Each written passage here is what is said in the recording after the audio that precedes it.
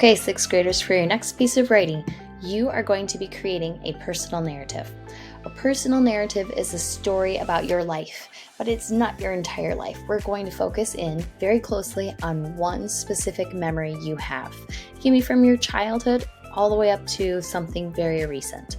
So I'm going to read to you several different examples of narratives from one person's childhood. And we're going to talk about different ways they can write, different ideas you can generate.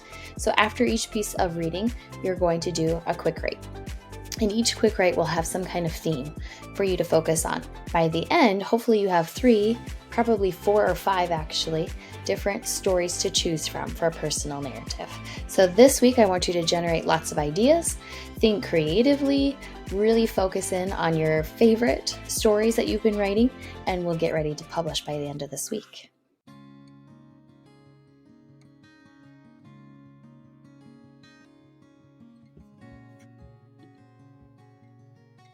Okay, first part of this story. Before I get into the stories, I want to share with you just a little bit of information about Edna Newrider Weber. She is the author of all of these narratives. Here's some information you'll want to know. I'm going to read the foreword of her book to you. The foreword is at the very beginning of a collection of all of her stories, and this is actually written by the illustrator of the story. She says, "The stories in this book are true. They are from Edna's past, things that happened when she was just a little girl, and she tells them just as she remembers them. Edna's stories reflect a time when America was very different from what it is today. Edna grew up in the early 1900s. Not long before, Native Americans had fought wars against the United States government to defend their ancestral lands and traditional way of life. Many of the adults Edna knew as a child remembered these days of war. Many of the grandfathers had even fought as warriors against U.S. soldiers. When the Indian Wars ended, the Native American way of life was changed forever. Indian lands were taken over by the U.S. government. Tribes were gathered together, sometimes moved to other parts of the country, and forced to live on parcels of land called reservations. The government also decided that Indian children such as Edna should be sent away to boarding schools to be educated. These schools were often far from the reservations, and children did not see their families for 9 months at a time, sometimes more. Indian parents did not have a choice about whether or not they sent their children to school. It was a law, and parents could suffer serious consequences if they did not obey. In some cases, they could even go to jail. At the schools, the children were taught reading, writing, and arithmetic, as well as trades such as farming and blacksmithing for boys, and cooking and sewing for girls. But the boarding schools also had another purpose: to change Native American children. Government officials believed schooling would educate the Indian out of them, causing the children to give up their ancestral traditional ways. The government hoped these Indian children would simply forget what it meant to be Indian. But some things ran deeper than anyone could expect. Some things were buried safely deep in one's heart, and children like Edna would not forget." By Rochella Rankin. So the illustrator of Edna's collection of stories wrote this to give you a little background information about Edna's past and the history in our country that was going on at that time. So knowing this background information, as I read to you some of the stories, I want you to think about the situation she would have been involved in and some of the things that were going on during this time period.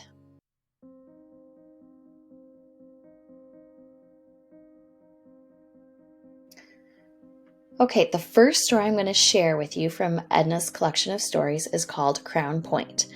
This is one of her earliest memories. While I read it, I want you to think about why she would share this memory and why it is a very important one to her. Crown Point.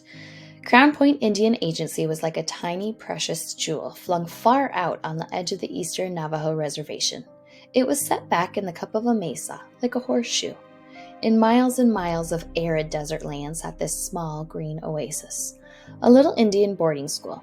Surrounded by tall trees, shrubbery, and flowers, it was tended with great care. In March, my father picked me up from my grandmother's home and brought me to Crown Point to live with him, finishing the school year. My Aunt Elizabeth and Uncle Joe also lived here, employed in the Indian service. These people, Aunt Elizabeth, Uncle Joe, and my father, were all strangers to me. I was miserable. I did not want to be there. I did not want to live with this stranger, my father. I didn't want any part of this life. I was at Crown Point because my beloved grandmother, who had raised me from a baby, had taken her journey to the spirit world. My heart was shattered. No one knows how a small child grieves. Unable to express the intense anguish locked inside. Tears, tears, tears. Tears do not heal the broken heart. The adults acted as if everything was just fine, as if nothing traumatic had just happened. They would talk in front of me, as if I blended into walls, as though I didn't have ears. How is she taking all this? Oh, very well. Children, you know. She's fine. She's just shy and quiet. Very quiet, because small children cannot speak or express themselves about death. Inside, I longed for my cherished grandmother. Why couldn't I have traveled on with her to the spirit world? Why didn't she take me on this journey? She'd taken me on so many others. I'd have been good, very good. In my dreams, she appeared and I'd cry out, "Grandmother, grandmother, wait, wait for me." A tender smile would cross her beautiful face and she'd be gone. I was left alone, again. At Crown Point, there was a boarding school for Indian children from kindergarten through 6th grade. There were 2 dormitories for the girls and 3 for the boys. The girls' students numbered around 150, the boys about 200. To maintain these children and keep the school running were a vast kitchen and dining hall. There was a bakery, a laundry, and a hospital. A powerhouse generated electricity for the school. There were employees working in all these departments, mostly Anglos, some Indians. Then there was the day school for the children of Crown Point employees, in which I found myself enrolled. I would finish the school year there. The next school year, I would be sent to a boarding school in Phoenix.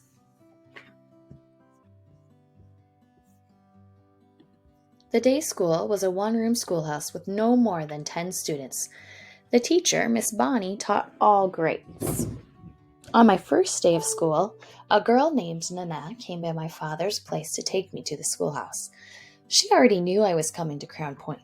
Her family and my father were close friends. A boy named Little Fat joined us on the half-mile walk to school. As with most children, there was no awkwardness in our first meeting. They told me about their school. They liked it, especially Miss Bonnie. They were in the 2nd grade. I was 7, nearly 8 years old. Nanette and Little Fat were the same age as I. We began walking to school together every day. When we got there, we'd play jump rope or jacks with the other children. Miss Bonnie was young, and sometimes she played with us. Inside the schoolhouse, she had all kinds of potted plants hanging in the windows. She kept a little fire going in the coal stove to take off the morning chill. The big room was bright and cheery. I began looking forward to going to school, and Nanette, Little Fat, and I became fast friends. They asked no questions of my past, nor did they care. They lived in today and for tomorrow. My own life began changing, flowing right alongside theirs. I learned it was possible to roll all the laughter and joy I shared with my grandmother into a tiny ball and store it within my soul where it would be forever safe and always near. Smile, laugh a lot, cry little.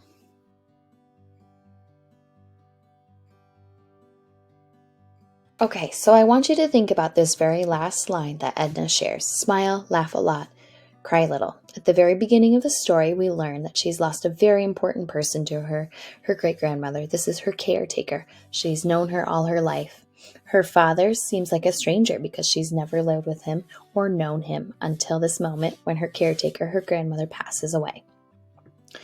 So the stranger makes her feel uncomfortable. She maybe feels isolated, lonely, until she meets a couple friends, and her teacher, Miss Bonnie, helps her feel more comfortable again. And she's finding out that she can still have some joy, even though she's lost someone very, very important to her. So this very last line, smile, laugh a lot, cry little. I think she's learning here to cry less often, to keep her grandmother close and keep it stored inside her and remember her and honor her memory, but also not to let those painful memories or that hurt create an obstacle for her to enjoy those opportunities to be happy too. So, for your first writing assignment, you are going to think about some early memories that you have when you were very young. These memories can be happy or sad, funny or serious. It can be any memory, but it must be a memory that you have when you were really little, one that sticks out in your mind. And if you aren't sure what to write about, then I just want you to list some ideas. So you can either brainstorm a list of early memories, or you can begin writing about one that's important.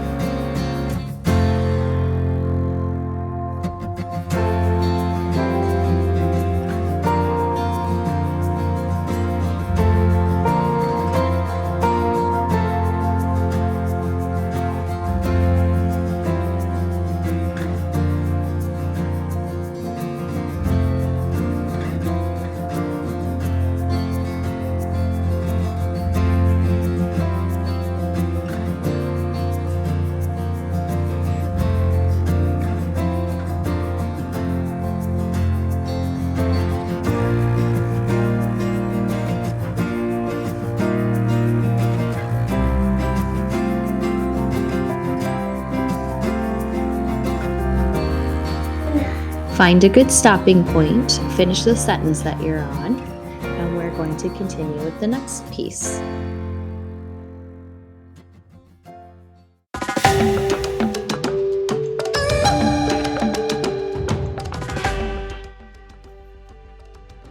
The next story I'm going to read to you from Edna's collection of stories is called Rattlesnake Mesa. This story is about an experience that Edna has with her two close friends, Lynette and Little Fat, we just learned about in Crown Point. For this memory, I want you to think about how she is changing and what she is learning throughout this story, because that's what I want you to focus on for your writing piece. So how our main character, Edna, is learning and changing throughout this story. Rattlesnake Mesa. This mesa, called Rattlesnake, was about a mile northwest from the Indian Agency, behind Boardman's trading post. It wasn't as high as the surrounding mesas. Climbing it was fairly easy. The Navajos believed Rattlesnake Mesa to be the home of a giant grandfather rattlesnake, and his family. The mesa was split into a thin wedge. In this deep crevice is where the snakes lived, they said. Everyone warned us, stay away from that mesa, don't go climbing there. We were told this again and again. But for Nana, Little Fat, and me, it had a special appeal. We were drawn to it. We could not help ourselves. We'd spend whole days up there. Never did we ever see a rattlesnake or any other kind of snake. The point we claimed was flat and faced west, toward the home of the Thunder Beings. Home of the Thunder Beings it certainly was, majestic, alive, electrifying. Against the horizon here and there, we'd see long, dark shadows of rain falling earthward like tattered spiderwebs, slashes of brilliant sunlight shining on red-orange mesas, zigzag lightning streaking across the skies too far away to hear their thunders. Small whirlwinds skittering this way and that way like little cyclones, mother-in-laws, our people called them. As Nana, Little Fat, and I gazed over the great land, our hearts were so filled with the serenity, beauty, and power of it that often we small children had no conversation.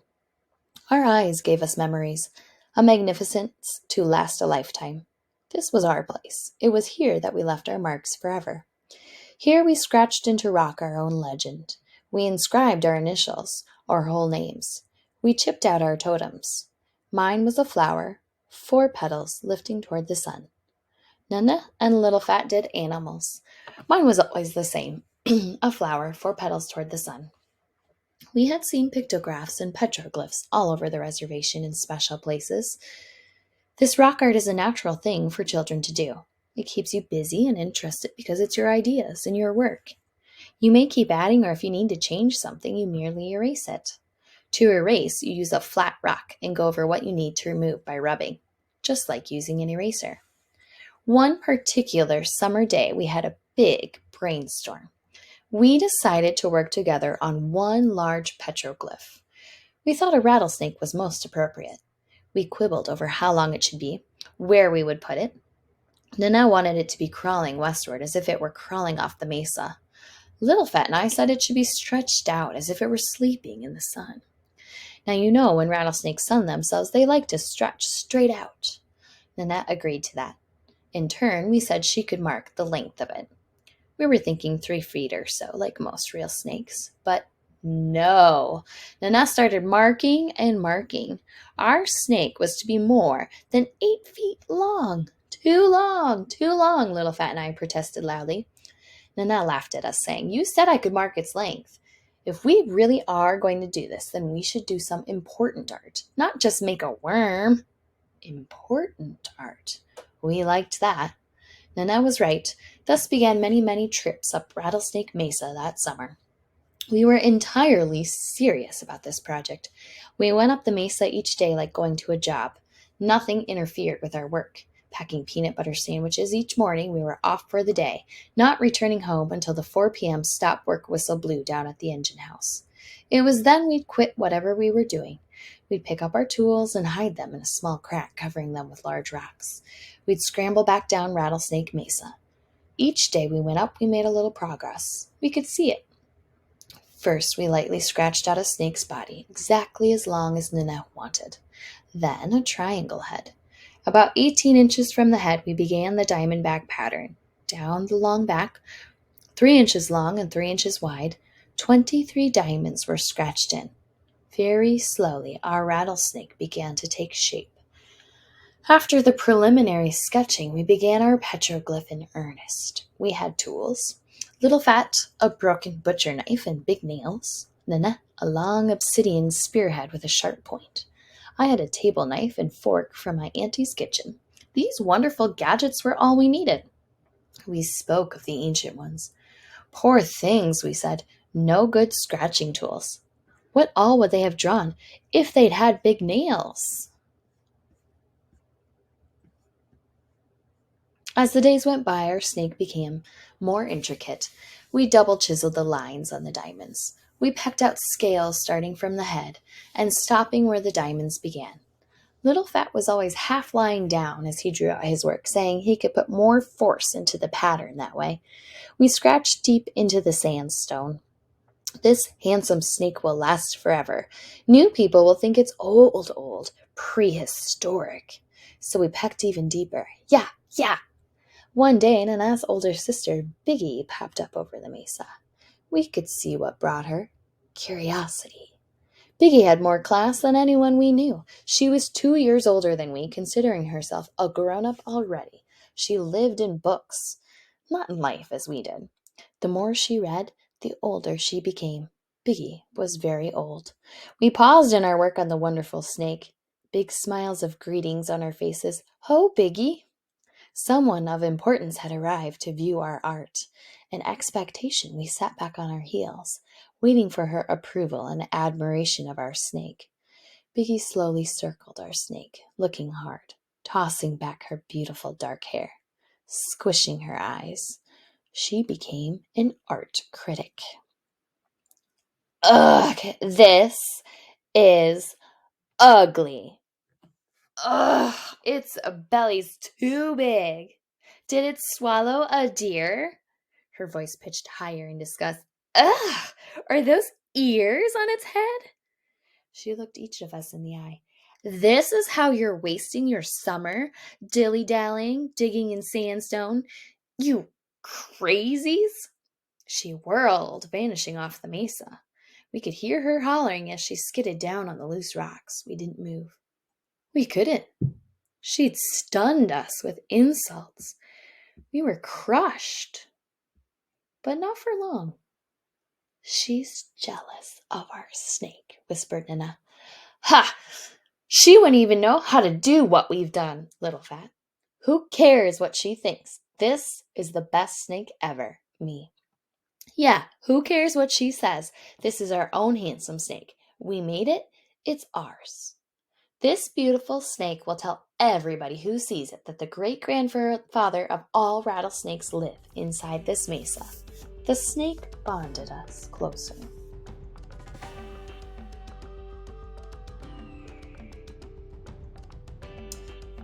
Okay, I'm going to have you take a look at that very last line again, because there's a lot of information there. The snake bonded us closer tells me that she really enjoyed this memory because it was special, a very special moment between her and her two friends. It's also an important message with her interaction with Biggie, the older sister. The older sister who they believed to be wiser, who they probably respected and even revered and admired because of her wisdom, her knowledge. She was smart. She read lots of books. They trusted her.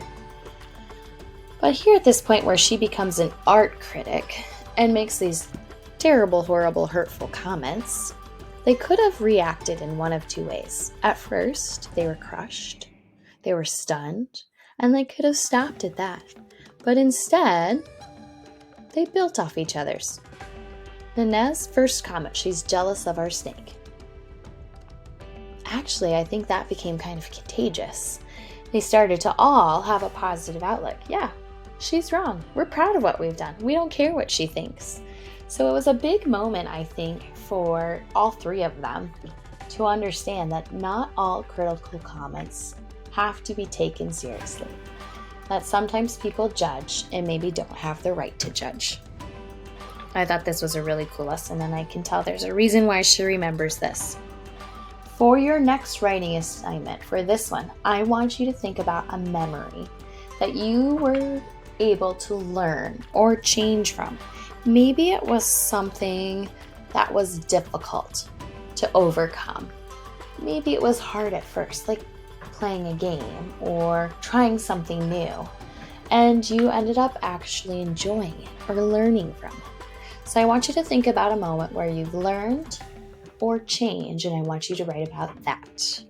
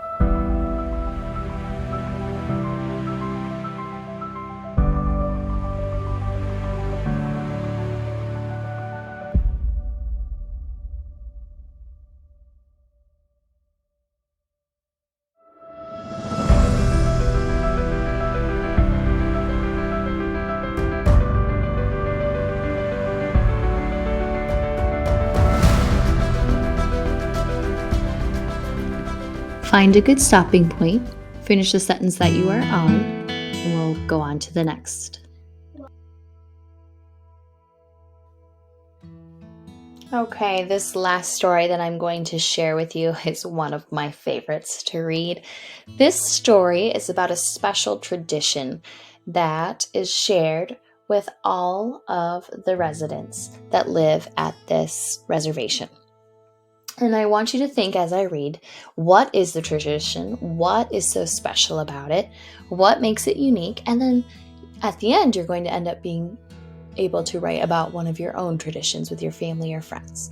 So while I'm reading this, think about what makes this tradition so special. Feast. On a rare occasion, my Aunt Elizabeth would serve a great delicacy to the boarding school students: baked prairie dog.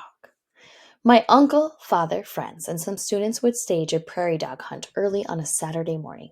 They'd be gone 7 or 8 hours, returning with plenty for a wonderful Sunday meal. These little animals are vegetarians. They live in large colonies called dog towns, really burrows underground. As soon as the men unloaded the truck of burlap bags filled with prairie dogs, the assistant cooks and kitchen helpers, who had been impatiently waiting, would go to work skinning, gutting, and cleaning them, having a fine time butchering. Nana, Little Fat, and I watched, with Auntie telling us, "Stand back, don't get too close." Soon there'd be a big heap of yellowish-brown fur and entrails piled on a large canvas, which the big boys carried away and buried. My auntie orchestrated this whole performance. Do, don't, yes, no. She'd have the kitchen detail wash, dry, oil, and salt the carcasses, then carefully lay them on their backs, row after row, in large, heavy baking trays. These trays were put into coolers until early Sunday morning, at which time they were slid into the big ovens to bake. The students looked forward to this meal with great anticipation. As Sunday noon approached, Nana, Little Fat, and I would appear at the back door to the kitchen. Auntie, on seeing us, would call out,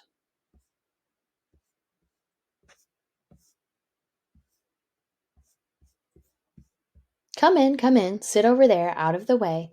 Whenever they had the prairie dog feast at the boarding school, we would come over for the festivities. It was like a big celebration of native food. Everyone in high spirits looking forward to this special meal. Mr. Aunts from the bakery would make dried fruit pies for the occasion. This was better than Thanksgiving. The cooks bustled around, mashing potatoes, making gravy. The kitchen detail, checking things in the dining hall, making sure everything was in place. Then it was time. Tray after tray of juicy, succulent prairie dog came out of the big hot ovens. Roasted to a crispy golden brown, they looked delicious, smelling like slow roasted chicken, exquisite in their rows. They still had their little heads, their little legs stuck straight up in the air. Nanette and Little Fat left me to go eat in the dining hall with the students. I appreciated the sumptuous meal, but I just couldn't eat it. You see, I had a pet prairie dog. It would have been like eating my own little pet. No thanks. My auntie laughed at me, saying, "You don't know what you're missing." And that was fine with me.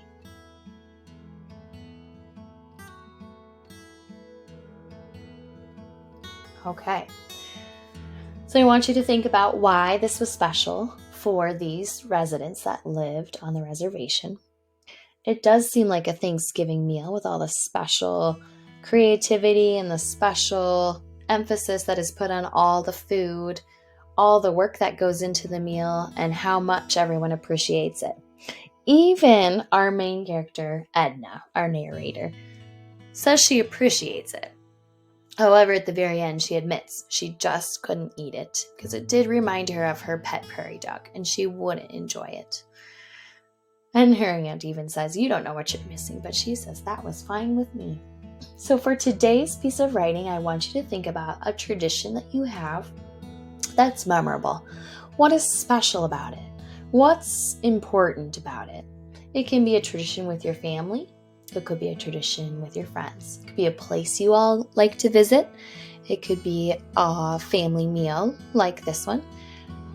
It would be great if it was something that was unique just to you and the people that you celebrate it with.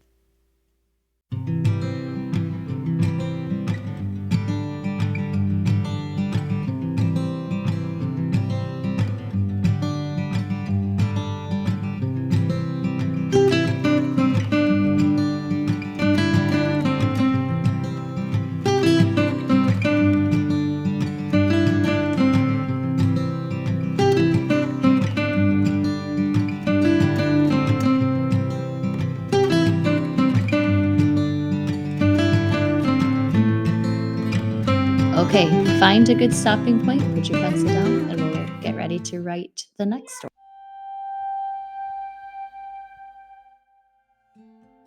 This piece that I am going to read to you is a narrative done by Christy Yamaguchi, a gold medalist for the Olympic figure skating. Christy Yamaguchi is going to tell her story about how she became a gold medalist and all the struggles she had to go through to get there. So I want you to pay attention closely to the challenges that she has on her journey to become a gold medalist. When you're done, you're going to be writing about a challenge that you have faced in your life and how you overcame it. No Place I'd Rather Be by Christy Yamaguchi. Growing up, I always dreamed of being a professional figure skater. After years of hard work, support from my family, and good coaching, I am living proof that dreams can come true. When I was born, my parents immediately noticed something wrong. My feet were deformed, pointing inward and curling under. I wore casts and foot braces my first 2 years to correct the problem. My casts were changed every 2 weeks. I teetered at first, yet I learned to balance and walk in casts. Soon after the last set of casts came off, Mom enrolled me in dance classes as therapy for my feet. I, however, quickly decided to try something else. Not far from my house was an ice rink in the mall. There, local skaters would perform ice shows. I remember seeing the glittery costumes, the dazzling spotlight, and their graceful movements. I wanted to try skating. I started taking group skating lessons, but I'd cry before class because going into a group scared me. Performing on ice came naturally, but I've always been shy and afraid to speak in group settings. One thing I've never been afraid of is competition. I get nervous like everyone else, but never fearful. For me, skating has never been about beating others, it's been about being my personal best. I progressed through various levels rapidly and gave my first ice performance at age 7. Soon, I started winning local and regional competitions. That's because being on the ice has always been the one place I can truly express my emotions. The ice is like home. I began seriously training when I was 9 years old. Mom and I would wake up at 4 o'clock in the morning, 6 days a week. I'd skate for 5 hours, then I'd go to school. Since education has always been important in my family, I had to find creative ways to fit in school studies throughout my amateur career. 24 hours after graduating from high school, I moved to Canada. Saying goodbye to my family and friends made me homesick before I even left, but I knew deep down that I had to leave and train full time to give my dreams a chance at reality. I went to compete in the Olympic Games in 1992. No one, not my coach or even my family, ever talked to me about winning a gold medal. In fact, I wouldn't even allow myself to think about it. I thought that would jinx me. So I went with the attitude that I wanted to enjoy the Olympic spirit. My practice sessions felt great leading up to the competition. Finally, the day arrived. I remember stepping onto the ice and thinking, I can't do this. How am I going to keep myself from freaking out? I took a deep breath and eased into a solid performance that placed me first going into the finals. 2 days later, I was the first of the final 6 skaters on the ice. My long performance started well, but I slipped while landing one of my easiest triple jumps and my hand touched the ice. I didn't want to make 2 mistakes in a row, so next I did a jump with just 2 spins to play it safe. As I neared the end, I had one more jump, the triple lutz. Okay, this is it. You have to do this, I told myself. I landed it perfectly. When medals were awarded, I found myself on the top step, the gold hanging around my neck, and America's national anthem playing. Words can't describe the overwhelming mixture of emotions I felt. Little did I know how much that one night would change my life. Interviews, TV shows, magazine covers, dignitaries, celebrities, parades, fans, endorsements. My big dream came true when I signed a contract to skate professionally with the Stars on Ice tour. I thought life as a pro would be easy. It's not. It takes as much training now as before. Throughout the tour, special children visit us at practice. Their courage in the face of incredible challenges teaches so much to all who meet them. It has helped me see that we all have the opportunity to make a difference in someone's life. That's why I started the Always Dream Foundation. Our goal is to make a positive difference in the lives of children. How can anyone love ice? Frozen water can be so painfully hard and oh so cold, just as life can be. Ice doesn't care who skates across its surface. It doesn't care who loses balance and falls on its slippery back. Still, when the lights go on and the crowd roars its welcome, there's no place I'd rather be. For me, the ice is a warm world of beauty and grace. Being on the ice is being alive. I encourage you to pursue the things that make you feel alive, and as you glide your way along life, remember, always dream.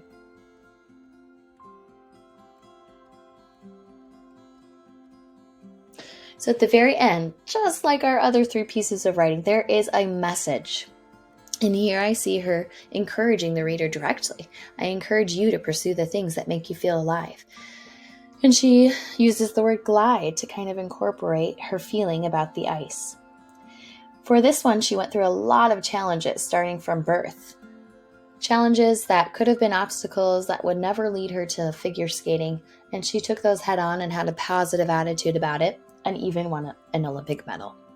So I want you to think now about a challenge that you have faced in your life, some kind of journey you've taken that had some tough things that you had to work through before you felt success. And I want you to write about that.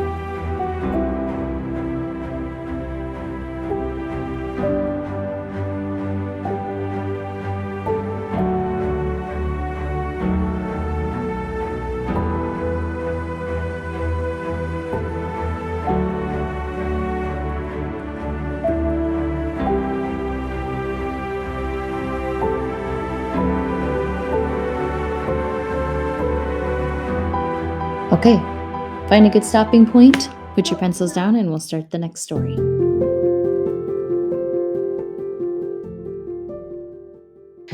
This story is about someone who is experiencing a perfect moment in time. While I read to you, I want you to think about why this moment and this place is so perfect in this writer's eyes. At the end, you are going to write about a memory you have of a perfect moment. So use this for some ideas. All right, it is called Sweet Baby James by Michelle L. Suevas. Sometimes you experience a moment, a definitive second, that is beautiful and just perfect. During these moments, I often ponder how wonderful life would be if it were like a movie. You could fast forward through the bad parts, put the confusing times in slow motion, and pause on the perfect frames. The human memory serves this purpose in a way, and if I were to pick a recent moment to press that pause button, I would have no trouble choosing. Emily and Michelle.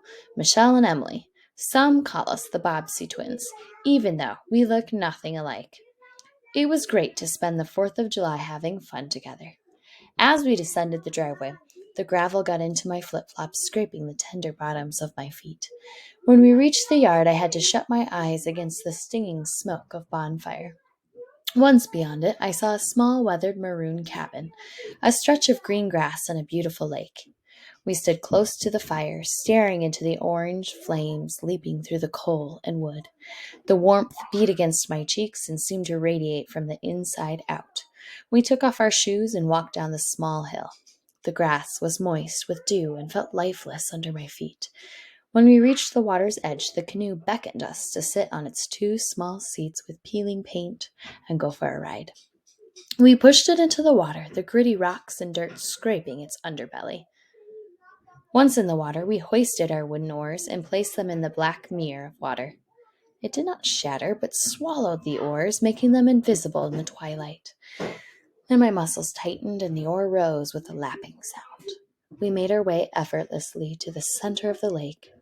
I couldn't tell when I touched the water. It was the same temperature as the air.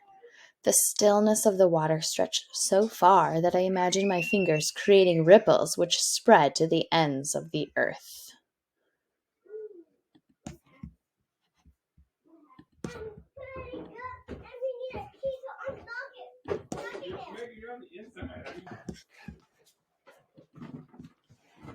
The lights, small floating balloons of yellow in the distance, led our eyes to the outdoor concert nearby. The air was filled with the sound of a guitar and the smooth voice of James Taylor crooning Sweet Baby James. The music blew across the water, floating past my ears in a soft, magical way. We stayed there for a short time, or longer, I can't be sure, because time seemed to be waiting, to be standing still. Then out of the darkness, a great circle of light exploded in the sky, and golden raindrops fell to the water. The fireworks that night in that setting can only be described as how you feel eating a delicious peach.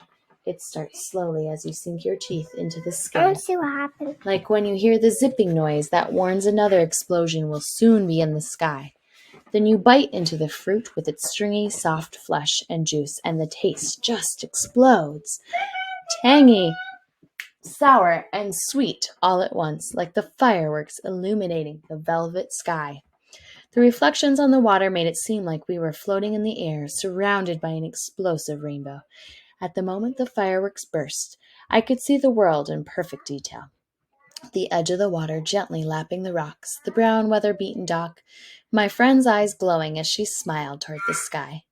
That moment was one I will never forget. I know that soon we will be moving in separate directions. Yet no matter what I do or where I go, I find it comforting to close my eyes and let the movie of my life play.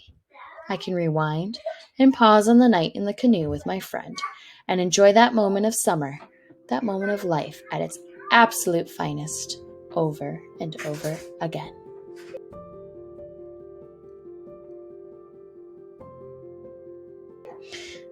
Now I want you to think about, for you, when life is at its absolute finest. This could be the people that you are with, and it could also be the setting that you're at that time. Think about that place, and I want you to write about it.